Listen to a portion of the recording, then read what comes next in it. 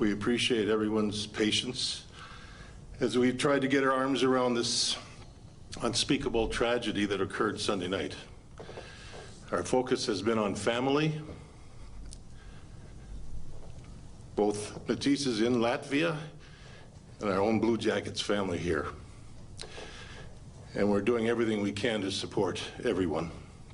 On behalf of my wife and my daughters, who have been extremely helpful, our ownership led by John P. McConnell, and of course Mike Priest, the Blue Jackets organization, and I offer our sincerest condolences to the Kivlenieks family, particularly Matiss's mother, Astrida. I'd also like to thank our fans, the Columbus community, and the hockey world for the outpouring of love they've shown Kivy these past 3 days. It's been spectacular. The prayers and messages of support we've received have been overwhelming and very much appreciated by all of us. I'd like to thank Kivy's agent, Jay Grossman, STS Kozios, who is involved and runs the Latvian Ice Hockey Federation, for their support and their assistance. While in mourning themselves, they have been wonderful in helping us communicate with Kivy's family and assisting with all the arrangements that need to be made. A gigantic, huge thank you to our head coach, Brad Larson. When we heard about this very late Sunday night, Brad got in his car Monday morning, went right to Michigan, and just got back today. He has been there with families and supporting and leading and showing compassion. This is a spectacular person for what he's done. I'd like to say that a long time ago, about 4 years ago, we got a plane, Jarmo, myself, Bill Zito, and Ian Clark, who was our goalie coach at the time. We flew to Sioux City. And we met Jay Grossman, the agent, and we met Kivy. And Kivy's eyes were about that big in the restaurant. He was just a young man, kid actually, who had dreams, wanted to be a Major League NHL goaltender. And we wanted to have him come and be a part of the Blue Jackets organization. You could see the passion in his face, you could hear it in his voice. He had a dream, and he lived his dream. That's when I first met him. I think the last time I saw Kivy, I was on the other end of it with the Rangers. The Blue Jackets had a ton of injuries. Kivy had a chance to play goal, start the game at Madison Square Garden. It was fabulous. They won that one 2-1. We lost, but I felt good for that kid. We understand you have questions, but we're not here today to talk about all the details of the events of Sunday night. The police report, once it's finalized and released, will speak to that. What we understand at this point, that there was a day and a night of celebrating one of the most cherished events, a wedding.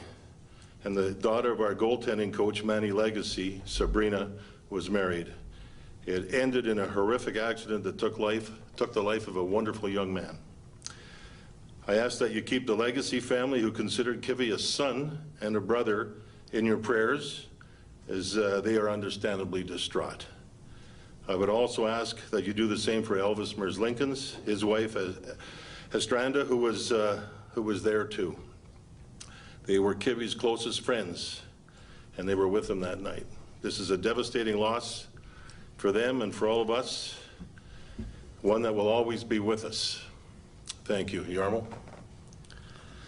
Yeah, I think our players that played with him said it the best, that he always came to the rink with a smile on his face and with a great positive attitude. And I remember that trip to Sioux City like yesterday. We'd watched him play in the USHL and thought greatly of his potential, and big part of it was his attitude, that he wanted to get better every day, and just so sad to have him gone. If you have a question now, for those who are here, please raise your hand. We'll go to Jared Smalley first. Thank you. John, obviously there are a number of logistical challenges in all this with the family being so far away. There's a language barrier. Can you walk us through how you're trying to work out memorial opportunities, be it here in Ohio, there in Latvia? What's that process like right now? We're working on that. This all started late that night. One of the first calls was to Mike, to the commissioner. Everybody was on board with everything, anything they could do to help us. Fortunately, with Viestos over there, he speaks really good English. Elvis Merzlinkins, who was there, extremely good at both speaking the Latvian language and English. Just tremendously helpful through all this. As far as the future goes regarding services and things, we're right in the middle of working on that. We're hoping to get that finalized shortly, and then we'll let everybody know. I don't want to say anything right now because we don't have it finalized, but we're right in the middle of working on it, so it's going in that direction. Next, we'll go to Brian Hedger in the front. Any of you guys, without getting, like you said, into specifics or anything, I think one of the main things that people are asking right now, at least I hear it, is, the team released their report and confirming what happened, and it mentions falling and the head injury, and obviously since then we've learned about fireworks. Like, can you shed any light as to, did you guys know at that point, like, what happened? All I can say is that we said what we were told, and we said apparent head injury. Yes. We didn't say it was a head injury, we said apparent. And obviously once they raced to get Kivy to the hospital and tried everything they could with everybody's being there and Kivy being supported, they did their work, and this is what we found out. We tried to be ahead of it, tell the truth, and that's where we were. It was an apparent head injury. I think obviously we've learned a lot more since. Aaron Portson. Yeah, for both of you guys, this is a tragedy that extends certainly beyond just the ultimate victim. How concerned are you about Manny Legacy and Elvis Merzlinkins having witnessed this and having been so close to and lost a person they were so close to? I think that's one reason why Brad Larson spent 3 days there. There's always layers of just terribleness that happens with these things. And obviously this is about Kivy and his family, but it's about the extended family that we belong to, the Blue Jackets family. We as an organization we work everything from grief counselors to people phoning, to texting, everything from A to Z. We're trying to cover every base we possibly can because we know exactly what you're saying, Porty, is this isn't just the fact itself. This has far-reaching effects. This was Manny's daughter's wedding, and all those people were there, and this tragedy happened. So we've got to deal with it. We have to deal with it in the right way, which I'm very confident we are. We have professionals available for anybody who needs help, anybody who needs to talk to those people and help them through this. Clay. A lot of people in this room have spoken or written about the impact this young man had in such a short time. Why do you think that's so? And I only spoke with him 2 or 3 times, but it was the smile, but what are your thoughts on that? Well, I think always we talk about a locker room being such a closed space, and you're there every day, all season long, and it reveals people's character, and that's the one thing that was so positive about Matiss, that he always had the right attitude, the positive attitude. Came to the rink with a smile on his face, whether he was playing or being a backup or just trying to get better every day with the end goal in mind, trying to be an NHL goalie. He went through some ups and downs, even in Cleveland, but always went through them with a smile on his face, with the right attitude. And that's been said pretty much by every player that has made any remarks on the terrible incident. So I think that speaks volumes of his character when all of his teammates have basically had the same message about it. Jared Smalley in the back. Yarmo, question for you on, there's obviously a couple sides to this. There's the human being side far outweighing the hockey player side. From the hockey side, how valuable was he to the future of the franchise? What was his future like as a Blue Jacket player? What did you envision for him in terms of the role he could play here? We projected him as a full-time NHL goalie, you know, with lots of potential. We, you know, as JD mentioned, his debut in the NHL was a great success.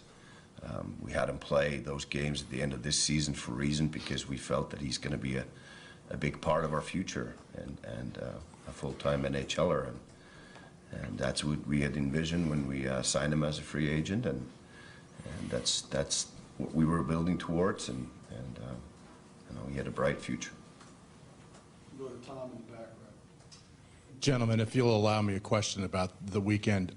Preliminarily, police are calling this an accident. Are you satisfied with that, or do you feel that someone should be held responsible criminally? The police report will take care of that. I can't comment one way or the other. I'm confident in the people that were there. This, to me, seems like a tragic accident, but the police report will take care of that. We'll go to Hedge. Couple quick ones. Just what you were talking about earlier, having people available. I would assume that's also for players. Without getting into any names, have you guys heard from players that may be interested in that? Oh, that's personal, Edge. Even when we have players talk to professionals during the season, that's their business. I don't even know about it. So we supply all the help that we possibly can, and it's an option for the players, their families, people that work for the Blue Jackets. I mean, I've seen a lot of down faces around here. This kid was available. He made people smile. He's just a great kid. So we'll do what we can to help anybody that needs it. Second one is for you. You were with the Rangers when he made his debut at Madison Square Garden. Obviously, you probably hoped, you know, in that game that would go differently. But do you remember watching him in that game at all as a former goaltender? Well, yeah, I knew that the Blue Jackets had injuries, and I knew Matiss was starting. And it was interesting because when you're in the hockey business, you know of guys you played with, you know of guys that sons of people you play with. You always keep a watch. And the Blue Jackets, of course I watch. It wasn't gone that long, and it was a special interest to watch the young man play. He passed the test in a tough building, one of the great buildings in the world for sports, and that's something that's on his resume forever. And congrats for him.